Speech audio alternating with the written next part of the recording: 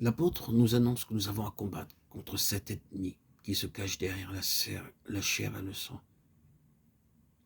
Dans l'épître aux Éphésiens, au chapitre 6, au verset 12. Il nous demande d'agir contre l'esprit de méchanceté. C'est pourquoi continue-t-il à nous enseigner qu'il nous faut prendre l'armure complète de Dieu. Il y a des jours qui sont mauvais. Vous vous levez quelquefois le matin et vous dites « ceci est un mauvais jour ». Et c'est vrai. Que ferez-vous?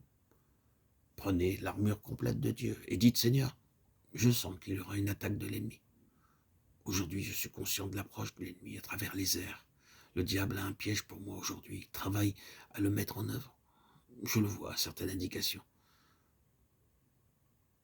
Maintenant, Seigneur, je prends par la foi l'armure complète afin de pouvoir résister dans ce jour mauvais. » Remarquez que dans le verset 14 de la première épître aux Éphésiens, au chapitre 6, il y a 3 parties distinctes dans l'armure du chrétien. La vérité, la justice, la fermeté. La toute première préparation pour cette guerre est d'avoir votre entendement, votre intelligence, votre esprit, mind en anglais, rempli de vérité. Paul dit, ayant la vérité pour ceinture de vos reins. Et Pierre explique que c'est les reins de notre entendement qui doivent être remplis de vérité. 1 Pierre 1,13. Il faut que votre intelligence se nourrisse de vérité. Il faut vouloir ne recevoir que la vérité, ni une théorie, ni des théories. Elles sombreraient toutes dans cette guerre. Il faut avoir l'intelligence remplie de vérité. Si vos pensées sont remplies de romans, vous n'obtiendrez aucune victoire. Ou bien si votre intelligence est remplie par vos propres pensées, c'est peu de choses pour résister à l'ennemi. Mais si votre intelligence et votre mémoire sont pleines de vérité, alors, quand l'ennemi vous attaquera, vous aurez une réponse toute prête à lui opposer par les paroles de l'Écriture. Et cela en un instant. Car cette attaque soudaine ne vous donne souvent pas le temps d'ouvrir le livre.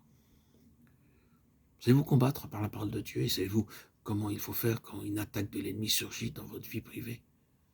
Savez-vous combattre cette oppression si lourde qui descend quelquefois sur votre esprit? La combattre en esprit en vous servant de la parole de Dieu. Savez-vous manier les textes de victoire tels que ceci, le Fils de Dieu apparu pour détruire les œuvres du diable, 1 Jean 3,8, afin que par la mort il détruisisse celui qui avait l'empire de la mort, c'est-à-dire le diable, Hébreux 2,14. Ils l'ont vaincu par le sang de l'agneau et par la parole de leur témoignage, et ils n'ont pas aimé leur vie, même jusqu'à la mort. Apocalypse 12,11.